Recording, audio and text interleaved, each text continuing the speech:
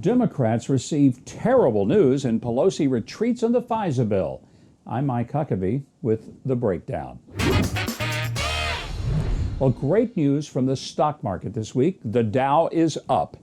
This is great news for the overall health of the economy. Now, why would I be so heartless by talking about the economy while people are dying during a pandemic? Well, because a strong economy translates to lives saved from medical issues, depression, and other mental maladies, starvation. Over a month ago, the UN warned that the economic downturn caused by this pandemic could lead to the deaths of hundreds of thousands of children by starvation, not by the virus. At that time, the UN also said that over 369 million children worldwide have lost a reliable source of nutrition by way of school meals. And yet the media and Democrats don't seem to understand the far-reaching effects of a weak American and global economy. This lack of understanding led to a blow-up between Andrew Ross Sorkin over at CNBC and Joe Kernan, also an anchor at CNBC. Panicked about COVID, panicked about the ventilators, panicked about the PPE, panicked about ever going out again, panicked that we'd ever get back to normal. Joseph, you didn't panic about anything. What good is it? Why not help people keep their head?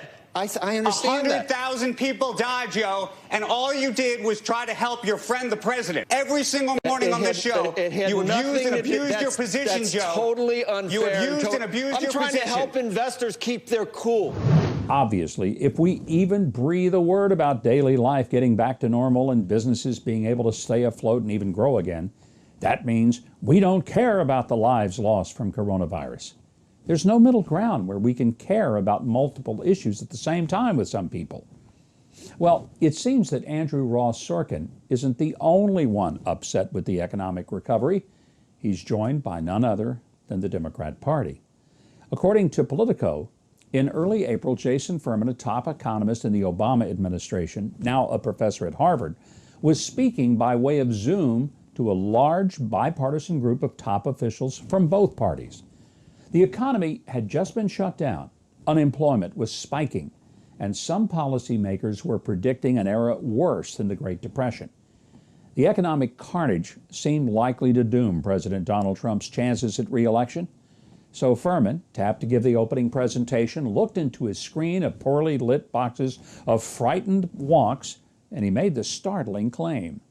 He said, and I quote, "We're about to see the best economic data we've seen in the history of the country," end quote.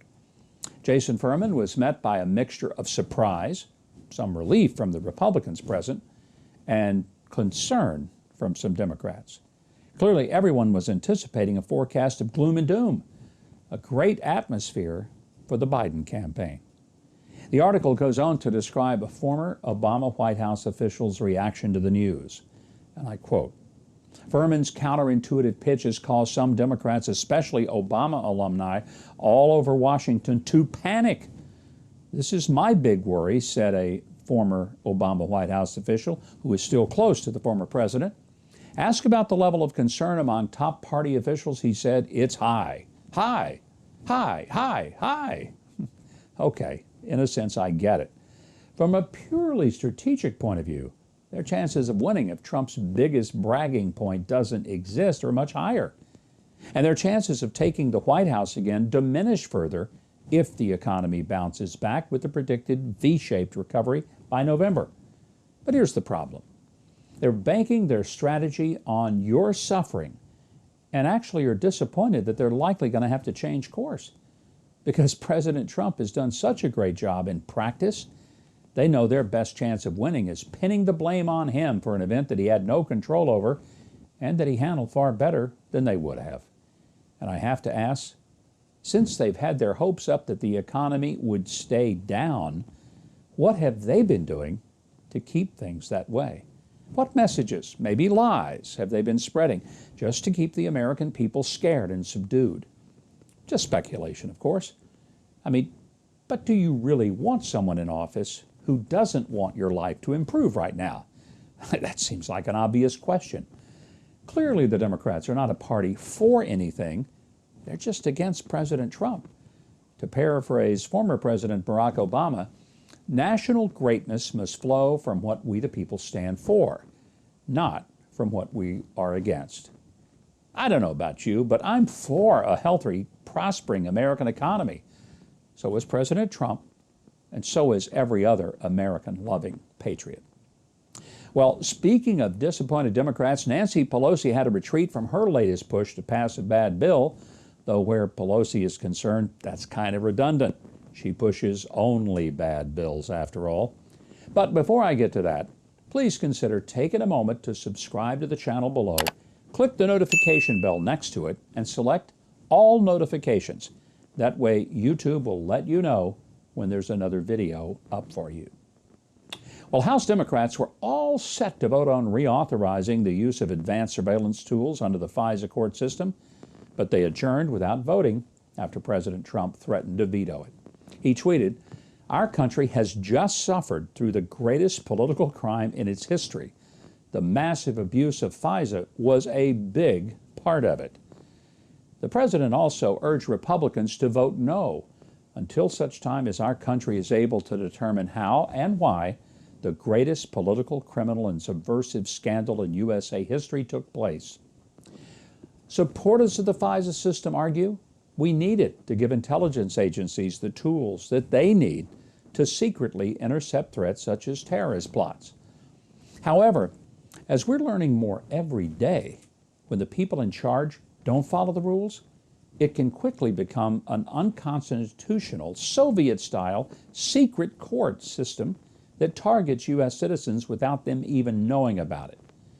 We were assured that safeguards had been built to prevent that, but they're only as secure as the people entrusted to follow them. People like Peter Strzok, need I say more? I'm reminded of Benjamin Franklin's comment on the due process rights, that it's better that 100 guilty men should escape than one innocent man should suffer.